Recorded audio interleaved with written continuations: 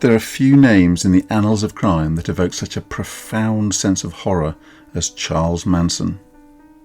Once dubbed the most dangerous man alive, his wild-eyed image is seared into our collective consciousness, and for many years he was synonymous with evil itself.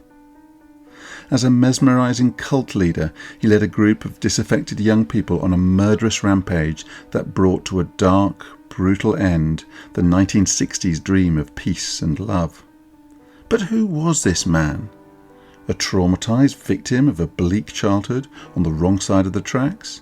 A new messiah, as his followers believed? A psychotic madman, as the police made out? Or was he something else entirely? A calculating, manipulative career criminal who simply exploited the weak and the vulnerable for his own selfish ends? I'm Graeme Yorston, Forensic Psychiatrist. Welcome to my channel. Today we're going to explore the life and very dark mind of Charles Manson. If I wanted to kill somebody, I'd take this book and beat you to death with it, and I wouldn't feel a thing. It'd be just like walking to the drugstore. We'll trace his path from a neglected, unwanted child to one of the most infamous murderers of the 20th century, whose crimes were so horrific they still have the power to shock 50 years later.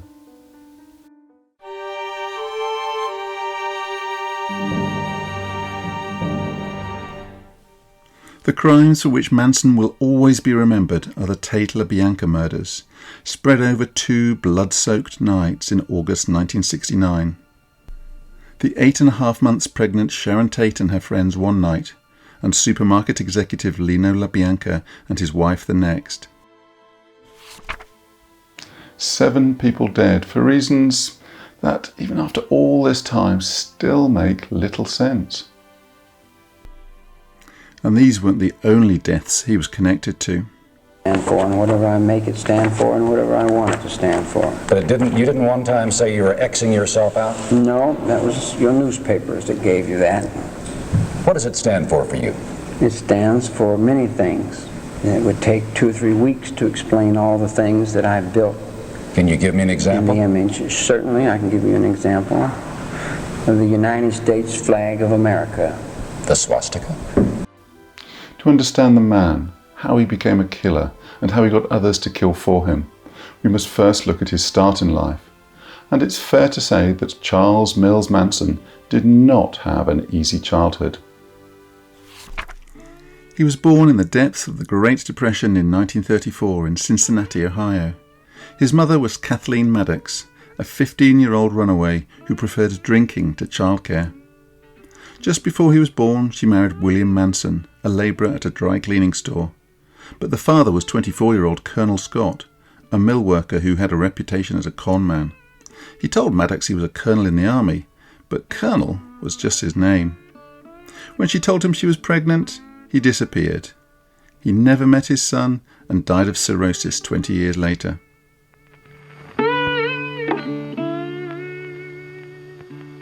Manson's childhood was one of chaotic neglect. There's a story, probably apocryphal, but almost believable given everything else that went on, that his mother sold him to a childless waitress in exchange for a pitcher of beer, and his uncle had to track the woman down to get him back. After 3 years of trying to be a husband and father, William Manson filed for divorce, alleging gross neglect of duty, after Kathleen kept going out on drinking sprees with her brother. When Charlie was 5, his mother was arrested for assault and robbery and sentenced to 5 years imprisonment, so he was placed with an aunt and uncle in McMecken, West Virginia. They were God-fearing folk and tried to give him some stability, but when his mother was paroled, she moved 200 miles away to Charleston, West Virginia.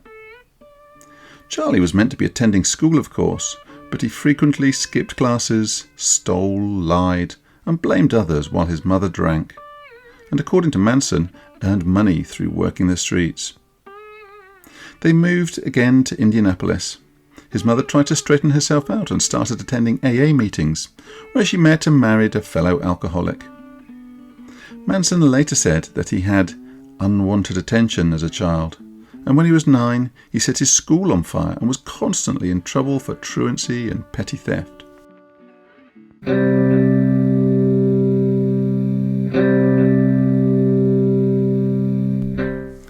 he was 12, his mother, feeling he was beyond her control and hoping some discipline might straighten him out, sent him to the Gibeau School for Boys in Terre Haute, Indiana, a school for male delinquents run by Catholic priests. Gibeau was a strict school where punishment for even the smallest infraction included beatings with either a wooden paddle or a leather strap. The staff noted his moodiness and a persecution complex, and he had lots of punishments. Manson ran away from Gibeau several times and slept in the woods and under bridges.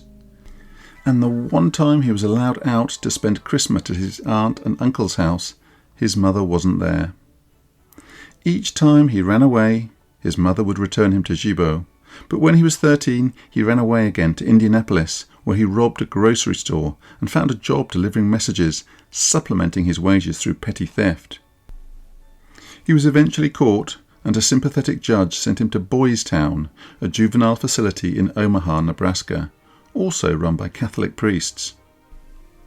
It was supposed to be a lucky break, an opportunity. But after only 4 days, Manson and fellow student Blackie Nielsen obtained a gun and stole a car. They used it to commit 2 armed robberies on their way to the home of Nielsen's uncle in Peoria, Illinois, a professional thief who took the boys on as apprentices. Manson was arrested 2 weeks later while attempting a nighttime armed robbery. This time he was sent to the Indiana Boys' School, a strict reform school where the emphasis was on discipline, not development. As a 13-year-old who was small for his age, he received further unwanted attention from the other boys, who he said frequently beat him up, and worse, with the encouragement of a staff member. He ran away from the school 18 times, and he was taken back 18 times. It all sounds pretty dreadful, but we don't know if everything he claimed about his childhood is true or not, or whether he was just looking for sympathy.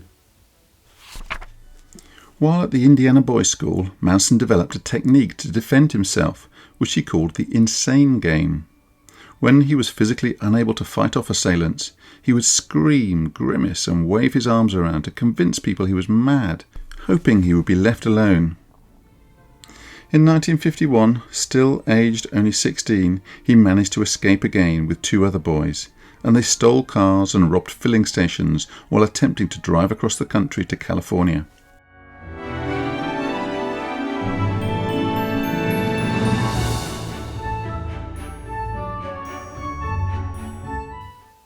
In 3 days, they made it as far as Utah before being stopped. This time, for the federal crime of driving a stolen car across state lines, Manson was sent to the National Training School for Boys in Washington, D.C. Psychological testing found he was barely able to read or write, but had an above-average IQ of 109. His caseworker also deemed him to be aggressively antisocial, a boy who was determined to dominate others rather than be dominated himself. Keen to get a transfer to a less strict environment, he towed the line for a while, and after a few months, on the recommendation of a psychiatrist he conned with a hard luck story, he was transferred to Natural Bridge Honor Camp, a minimum security institution in the Virginia countryside. His aunt visited him and told administrators she would let him stay at her house and would help him find work, and he had a parole hearing scheduled which could have seen him released. But a few weeks before the hearing, he was caught assaulting another boy while holding a razor blade to his throat. Why would he do that? He just had to behave for another month and he would have been out on parole, free. What was he thinking? Sadly, this is just the kind of thing that happens all too commonly with young men from similar backgrounds. They just can't control their actions. They can't defer their gratification. An opportunity arises and they have to go for it, regardless of the consequences. Preventing yourself from doing something you want, but which could be harmful to yourself or others, is one of the jobs of the frontal lobes of our brains. Doing it effectively is what allows humans to be social animals. But the maturation of the frontal lobes is a slow process, still not yet complete when most people reach their 20s. And for people who have been subjected to emotional neglect and worse, the process is even further delayed, and the frontal lobes may never fully mature. The upshot was that Manson was transferred to the Federal Reformatory in Petersburg, Virginia. It didn't slow him down, however, as he committed a further 8 serious disciplinary offences in just 9 months. He was therefore moved to a maximum security reformatory at Chillicothe, Ohio, where he was expected to remain until his 21st birthday. At first, his constant rule-breaking and violence towards the other inmates continued, and the staff regarded him as dangerous to the general population and beyond hope of rehabilitation. But suddenly, everything changed. He started behaving, attending classes, his academics shot up, and he went to the vehicle shop. Impressed with the apparent turnaround in his attitude, the staff supported him being released 18 months early to the care of his aunt and uncle in McMecken. But it was all an act to get out early. He took a job at a racetrack shoveling manure and attended church with his granny, but he struggled to mix with the local kids his age and preferred hanging out in the red light district in the nearby town of Wheeling, watching the girls and their minders plying their trade.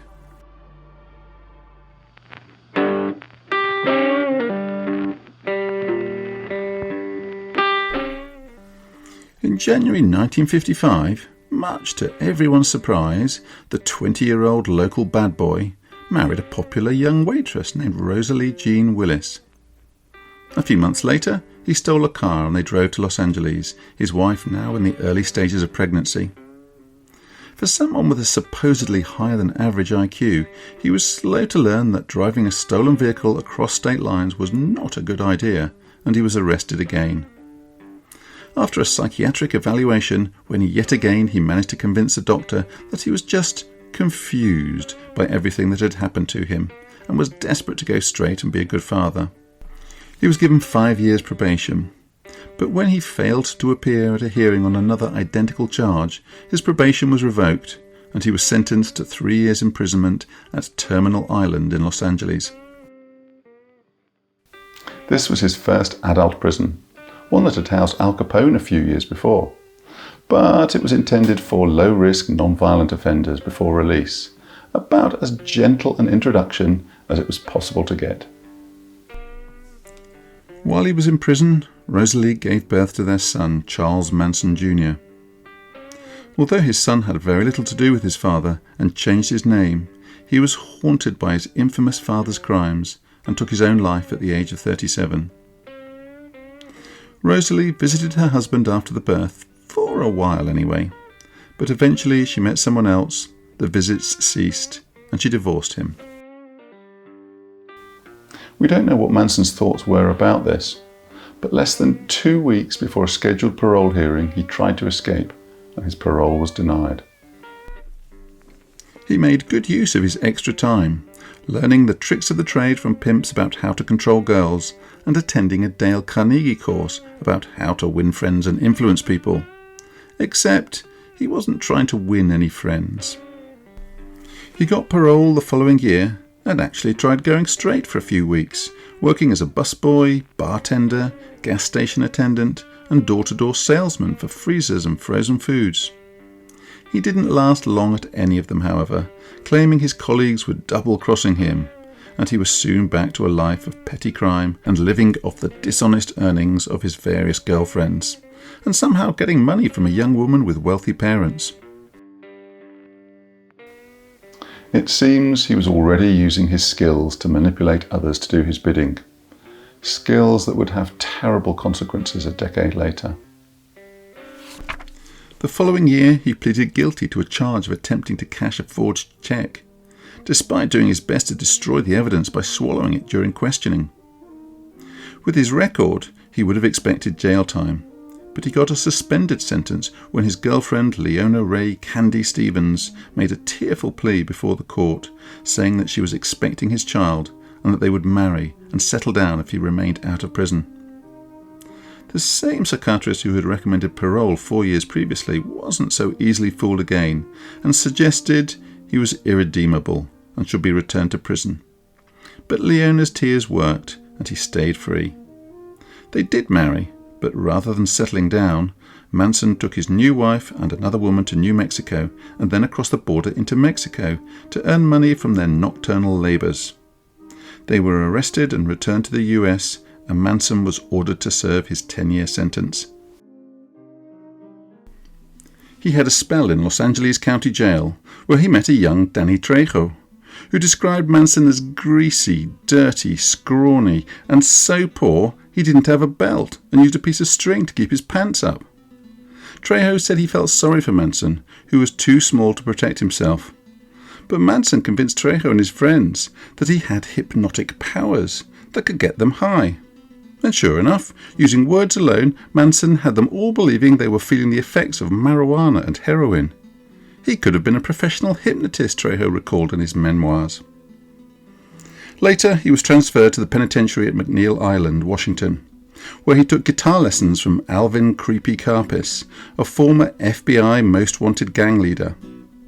Karpis too felt sorry for Manson and said he had a pleasant voice and a pleasing personality, but was unusually meek and mild for a convict, with never a harsh word to say about anyone, and he was never involved in even an argument. These descriptions seem somewhat at odds with the prison psychologists, who noted that Manson had a tremendous drive to draw attention to himself, and I suspect show his ability to present different personas in different situations. He behaved well enough to be considered for early release, and in June 1966 he was transferred back to Terminal Island to prepare for the outside world again. At the time of his release, he had spent more than half of his 32 years in prisons and other institutions, partly because he had broken federal laws which carry harsher sentences, and partly because of missing out on parole by breaking the rules or trying to escape. And at this point he seems to have had a brief crisis of confidence.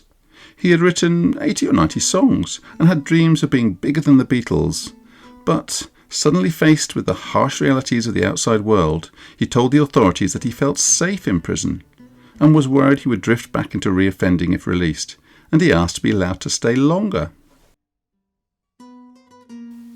This is something that can be difficult to understand by people who have not had much to do with prisons or prisoners. Prison life is tough, nasty, violent. Why would anybody want to stay in that environment? But there is a certainty about prison life, a routine, clear rules, food on your plate without having to do anything to go out and earn it. Things that some people who have known nothing but chaos find comforting.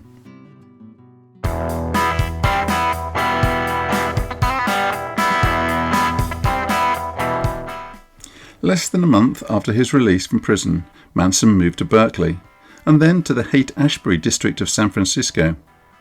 This could have ended him back in jail as a probation violation, but instead he was simply transferred to the local office.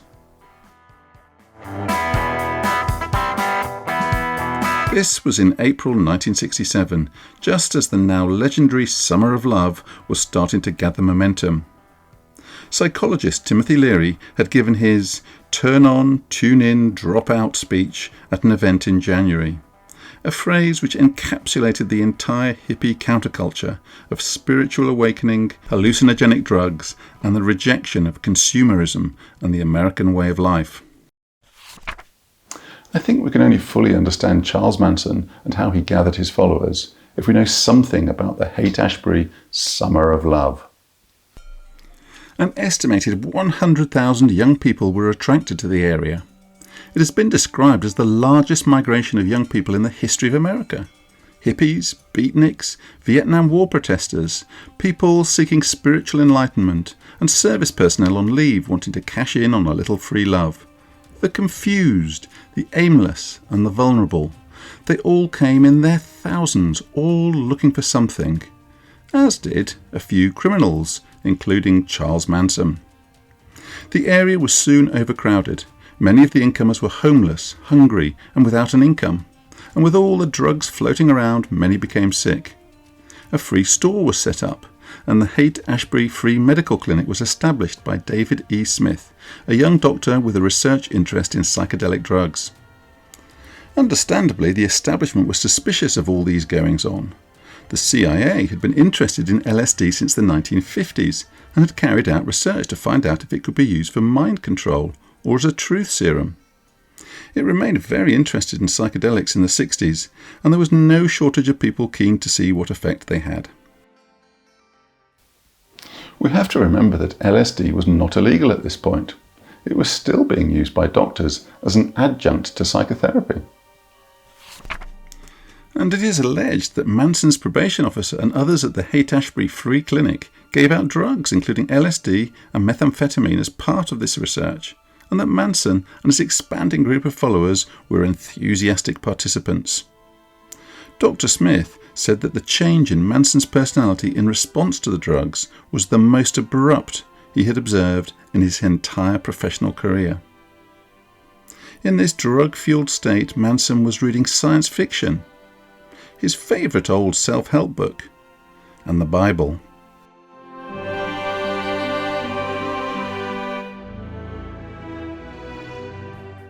He was listening to lots of trippy music and watching the news about race riots across America, and it was all churning over in his mind and getting mixed up with the ideas he had picked up from Scientology and the Aryan Brotherhood white supremacists he had met in prison.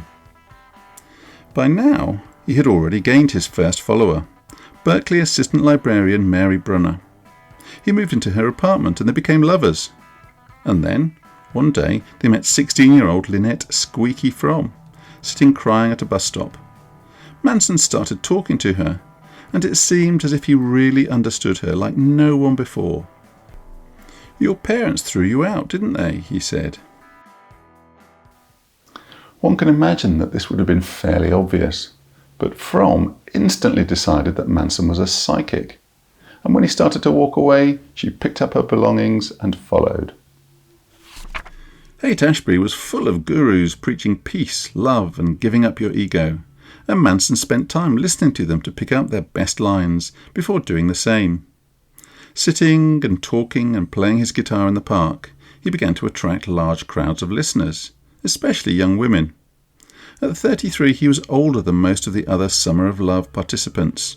He seemed kind and wise, especially to the emotionally insecure looking for someone to believe in an uncertain world, and soon he had built up a following of 20 or more. How did he do this? Well, anyone who's worked with psychopathic offenders will have seen their ability to be charming, confident, flattering. They spot very quickly who is susceptible to their charms, and they work on them, grooming them, making them feel special, valued, more valued than they have ever felt before. It's all an act, of course, because once they have got someone hooked, they are then manipulated to suit whatever end the psychopath wants. Manson attempted to reprogram his followers' minds to submit totally to his will through the use of LSD and free love sessions. He wanted them to be empty vessels who would accept anything he chose to pour in. And he was careful. He didn't want to lose control himself, so he would always take lower doses than everyone else to keep his wits about him. To test whether they trusted him, he would have them stand against a tree while he threw a knife just above their heads. All of this was going on while he was under the supervision of his parole officer, who seemed to be willing to turn a blind eye as Manson steadily grew his family. He was arrested in July 1967, however, for attempting to interfere with the questioning of a suspected runaway juvenile, Ruth Ann Morehouse. He gave his name as Charlie Willis Manson, insisting that his new name reflected his new identity as the Son of Man and his mission to do the Lord's will. Charles Will in man's son. But instead of being sent back to prison, the charge was reduced to a misdemeanor, and Manson was merely given 3 additional years of probation. The core members of Manson's following at this time included Charles Tex Watson, a musician and former actor, Bobby Beausoleil, a former musician and adult film actor, Mary Brunner, the not-so-shy librarian, who gave birth to Manson's son, Pooh Bear, Susan Atkins, who also had a son she called Zizo Zizi Zadfrak, Linda Kasabian, Patricia Krenwinkel, and Leslie Van Houten. Over the next year, the group travelled up and down the California coast and made excursions into Oregon, Washington and Nevada, camping out or staying at abandoned houses.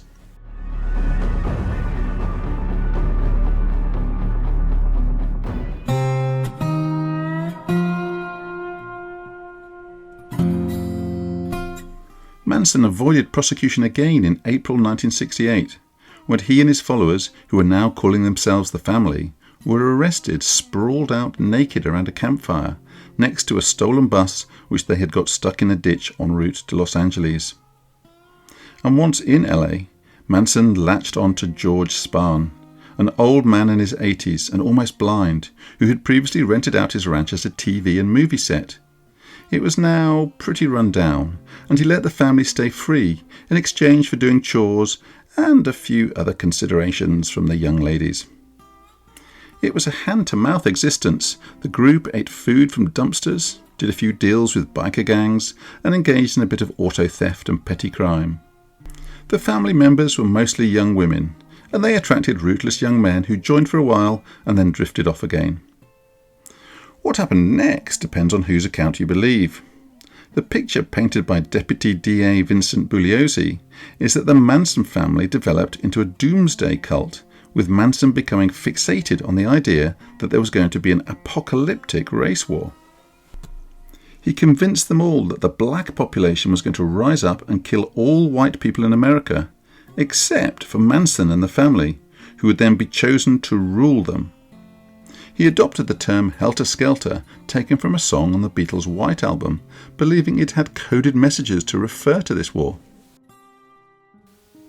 If this is true, it sounds very psychotic. In psychiatry, we use the term ideas of reference, when people start to detect messages they believe are meant for them in radio and TV broadcasts or in other media. They are often the earliest symptoms of a developing psychosis. But in Manson's case, it's hard to know if he really believed all of this or was just using it to stir up his followers. As the year went on, Manson started to get impatient.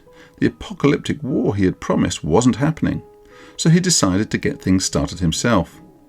The family would commit a series of gruesome, shocking murders of wealthy white people and stage the crime scenes to make it look like the work of black revolutionaries, thereby igniting the race war that would end in him reigning supreme. The violence began with the murder of musician acquaintance Gary Hinman. Manson family member Bobby Beausoleil, accompanied by Susan Atkins and Mary Brunner, went to Hinman's house, tortured him for 3 days and then killed him. Before leaving, they wrote "Political Piggy" and drew a paw print on the wall in his blood to make the police think it was the Black Panthers. Beausoleil was arrested a week later in the car he took from Hinman's house, and he is still in prison, having had at least 19 parole requests turned down.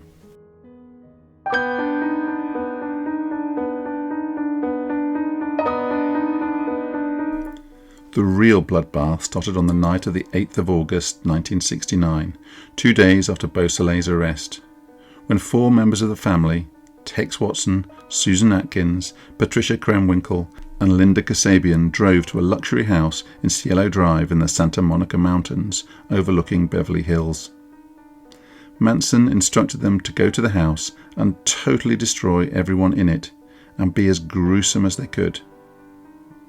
Manson had been to the house several times before when it was rented by Terry Melcher, a record producer who was considering signing Manson as a songwriter after they were introduced by Dennis Wilson of the Beach Boys, who was acquainted with some of the Manson family girls after picking them up when they were hitchhiking around LA.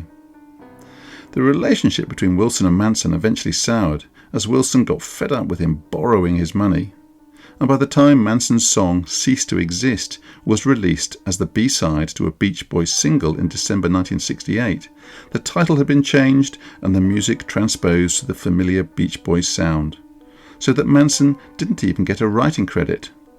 Enraged by this, Manson is said to have threatened to kill Wilson. Aware of Manson's threats and his violent temper, Melcher and his girlfriend Candice Bergman moved out of Cielo Drive in January 1969, and he finally told Manson he wasn't going to sign him in June. Manson was seething. He knew fine well that Melcher was no longer at the house, and that it was now being rented by Roman Polanski and his wife Sharon Tate.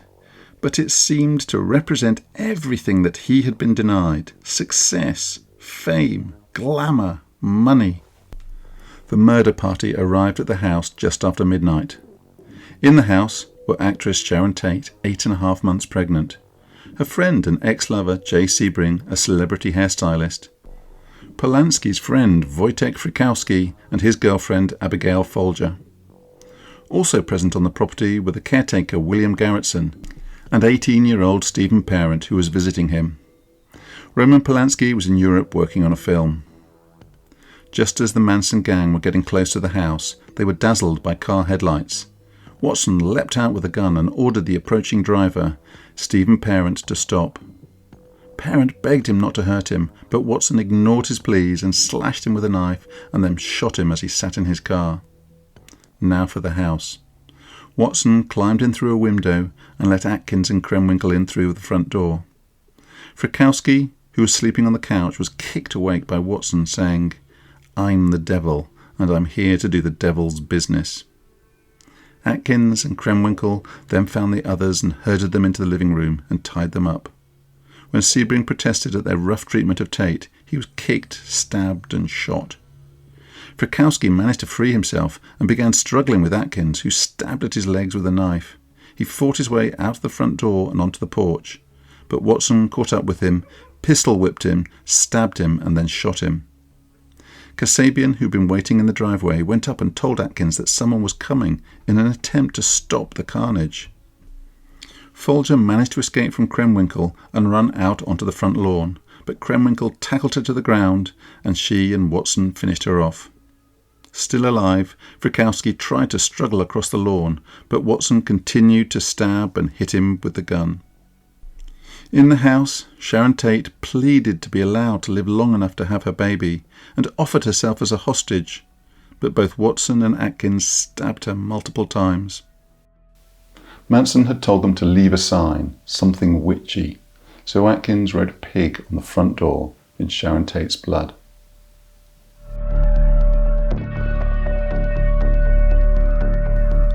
Suddenly, it all went quiet. It was over, at least for one night. Kasabian drove them the 30 miles back to Spahn Ranch, and the bodies were discovered the following morning by the housekeeper.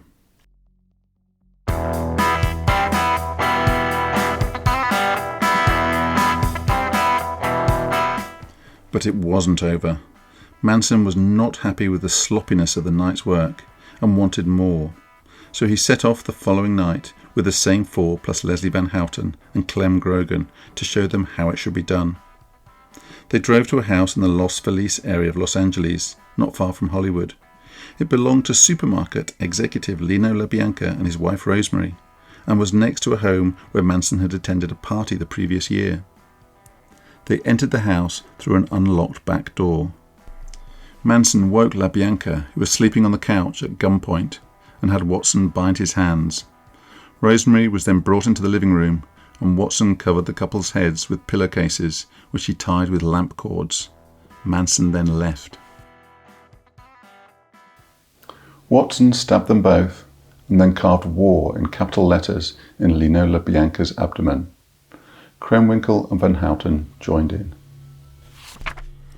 Watson then cleaned off his bayonet and calmly took a shower, while Krenwinkel wrote "Rise" and "Death to Pigs" on the walls, and "Helter Skelter" spelt incorrectly on the fridge door in blood. And she added a few more wounds to Lino LaBianca's body for good measure. While this was going on, Manson drove Kasabian, Atkins and Grogan to the beach for a quiet walk. They stopped for milkshakes, and Manson and Kasabian walked hand in hand in the moonlight, with Kasabian feeding him peanuts. "He just sort of made me forget about everything," she said later. "He made me feel good."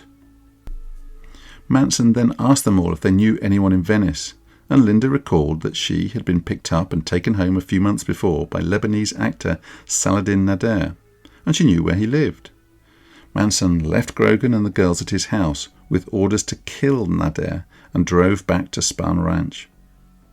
Kasabian claims she thwarted this murder by deliberately knocking on the wrong apartment door and waking a stranger. The group abandoned the murder plan and left, but Atkins defecated in the stairwell on the way out, the final act of a grotesque, blood-soaked pantomime. In my role as a forensic psychiatrist, I've seen many people who've committed serious crimes, but none have come anywhere near these murders in terms of sheer brutality.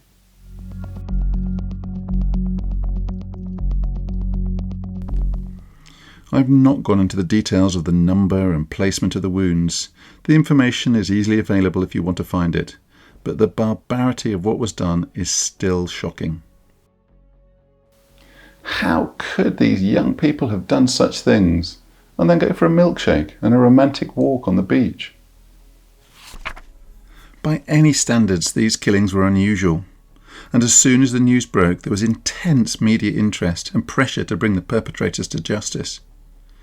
The Los Angeles Police Department thought the Tate murders were the result of a drug deal gone wrong, and they ignored the Los Angeles County Sheriff's Department when they pointed out the similarities with the Hinman murder by Beausoleil just 10 days previously. The LAPD also decided there was no connection between the Tate and LaBianca homicides, so for a long time there were 3 separate investigations going on, and little progress was made. Purely by coincidence, the sheriff's office raided Spahn Ranch and arrested Manson and 25 family members a week after the murders as suspects in a car theft ring that had been stealing Volkswagen Beetles and converting them into dune buggies. Weapons were seized, but because the warrant had been misdated, everybody had to be released. Manson felt this raid had occurred because stuntman and ranch hand Donald Shear had reported them to the police. And 2 weeks after the Tate-LaBianca murders, Susan Atkins lured him to a remote spot on the ranch, where he was killed by Bruce Davis and Clem Grogan. One more victim of Manson's callous disregard for human life. Perhaps sensing that Spahn Ranch was getting too hot, Manson then took the opportunity to move the entire family to Barker Ranch, another isolated location 200 miles away in Death Valley. And it was there that they were arrested in connection with the car thefts in October 1969. This time, they were not released. While in jail, Atkins told prosecutors she had been involved in the Hinman case, and also boasted to her 2 cellmates that she had been at the Tate-LaBianca murders and had tasted Sharon Tate's blood. This was the break the police were looking for, and it led to the whole story coming out.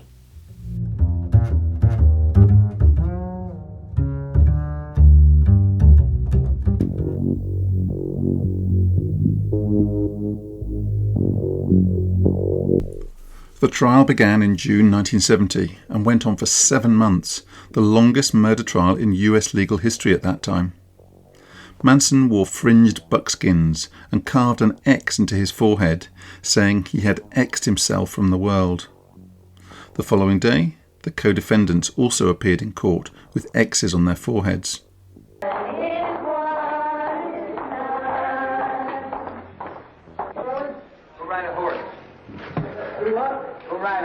Question, are you guilty of any murders? Are you guilty of plotting any murders? I killed a chicken once. Any human beings? No. When some of the other members of the Manson family were disruptive in court, they were evicted. Many also carved crosses into their heads and started camping outside. The state's main witness was Linda Kasabian, who was controversially granted immunity. Over 18 days in the witness box, she provided graphic testimony of the Tate murders, which she observed from outside the house. And in contrast to Manson and the other defendants, she was visibly shocked by crime scene images. Manson and other family members made death threats against her, and after the trial, she went into hiding for the next 40 years. To ignite helter-skelter, to start the black-white revolution, Manson envisioned that white people would turn against the black man if they thought the black man had committed these 7 murders, and ultimately there would be...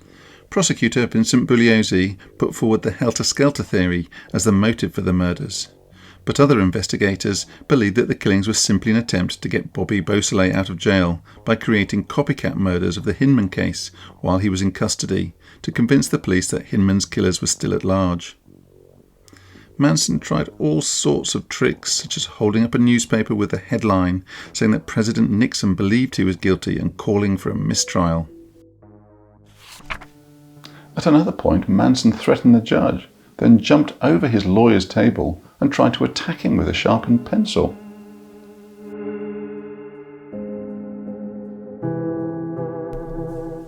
After 7 months, the state of California rested its case.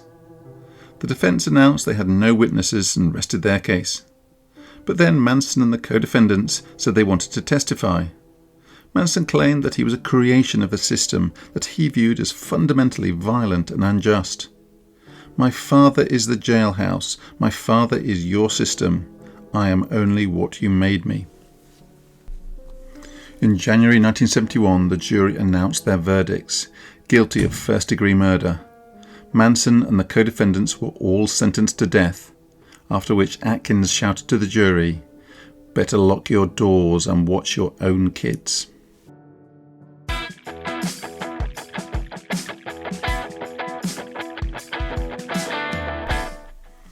Manson spent a year on death row in San Quentin, but when the death penalty was ruled unconstitutional in 1972, he was resentenced to life with the possibility of parole. At some point, he converted the X on his forehead to a swastika, possibly when he made a deal with the Aryan Brotherhood to protect him in exchange for the remaining members of the family outside prison offering their charms to fellow brothers. Manson lived for attention, and he was rarely out of the news for long. Bugliosi published his account of the murders and the trial in Helter Skelter in 1974, and it became the biggest-selling true crime title of all time. Manson had his first parole hearing in 1978 at California Medical Facility in Vacaville, where his petition was rejected after he played up and did his Crazy Charlie act. He knew he was never going to get out. In the 1980s, Manson gave several interviews to the media. How long have I been in jail? 34 years? 34 years, so... Out of 47, you've been here 34. I've been in jail, prison, a long time. In 1984, he was hospitalised when a fellow inmate poured paint thinner on him and set him on fire, causing second and third degree burns, when Manson objected to his Hare Krishna chants and threatened him. In 1989, Manson was moved to the protective housing unit at California State Prison Corcoran because of fears about his safety. If you look in your own mind, for every point, there's a counterpoint. For every red, there's a black. For every black, there's a red. In other words, what you're making me into in your reports so that you can write your books and do your Rambo trips and make your movies for public entertainment is not really what happened. And what happened could have been explained. In 1997, a prison disciplinary committee found that Manson had been trafficking drugs, and at his parole hearing that year, it was said that he had a history of controlling behaviour and mental health issues, including schizophrenia and paranoid delusional disorder, and was too great a danger to be released. In 2009, he was caught with a cell phone with which he contacted several people. In 2012, he was denied release at his 12th parole hearing.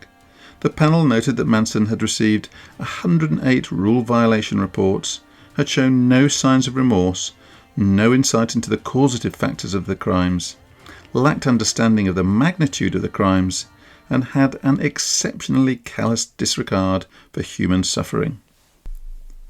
In 2014, he got engaged to 26-year-old Afton Elaine Burton, who also went by the name of Star, but the wedding didn't go ahead for reasons that are very much disputed.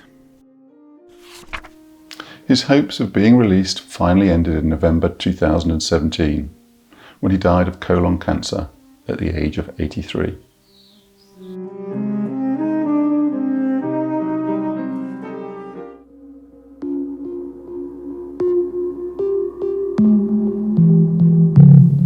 So, how do we make sense of Charles Manson's mind from a psychiatric perspective? Was he, as he often made out, insane? Or was it all an act?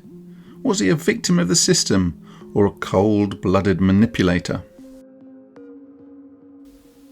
The answer turns out to be much more difficult to answer than I'd first imagined, as there's so much conflicting information about him.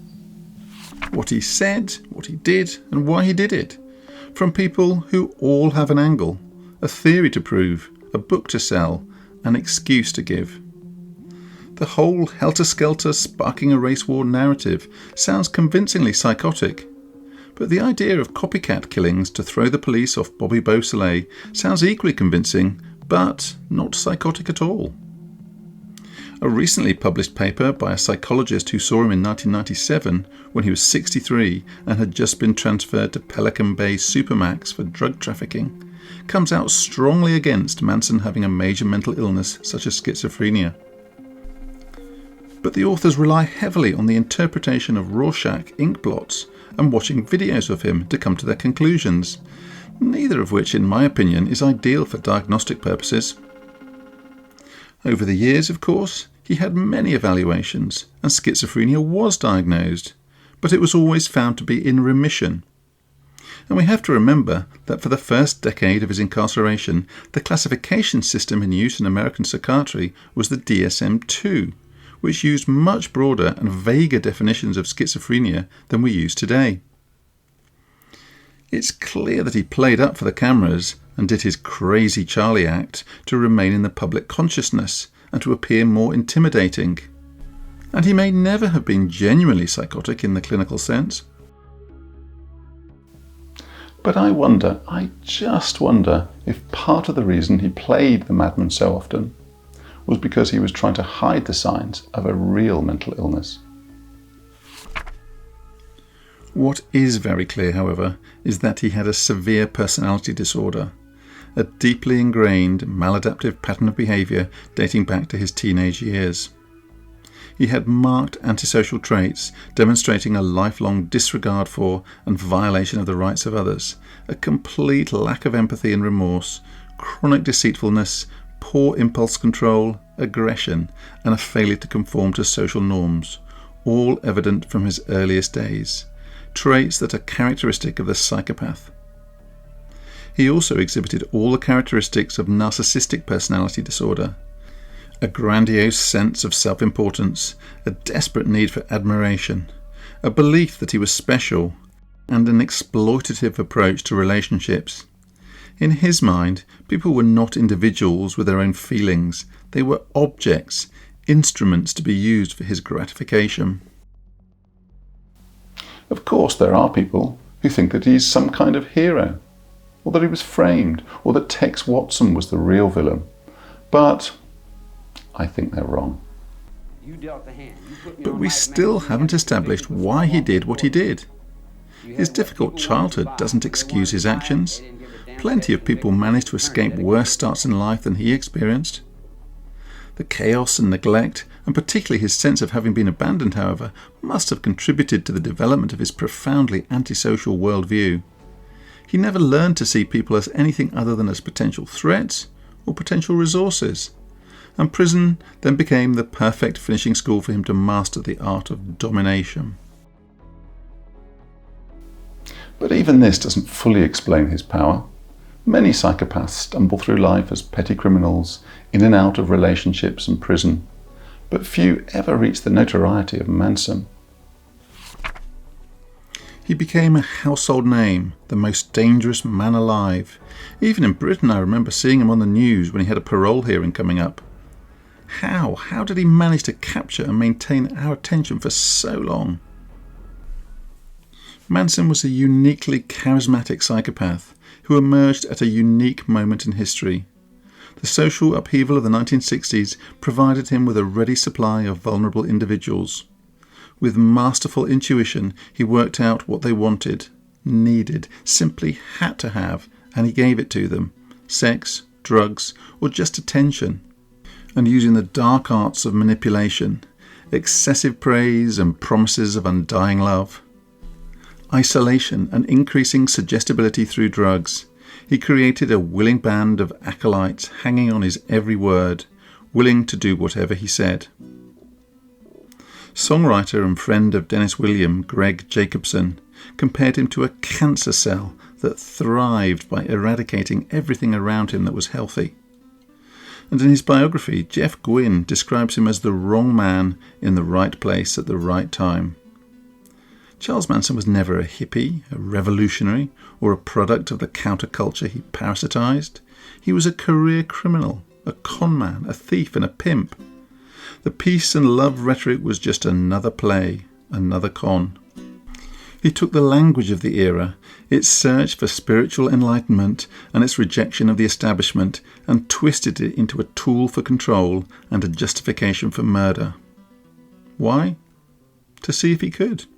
To see just how powerful he had become. This is why Manson's story is still so important. It's a terrifying cautionary tale that shows us how easily lost and vulnerable people can be seduced and manipulated by a charismatic leader. And that the most charming facade can conceal the most depraved depths of the human mind. Thank you for watching. This one's been a bit different to my usual literary and artistic explorations, and I'd be interested to hear your thoughts on this harrowing and complex tale.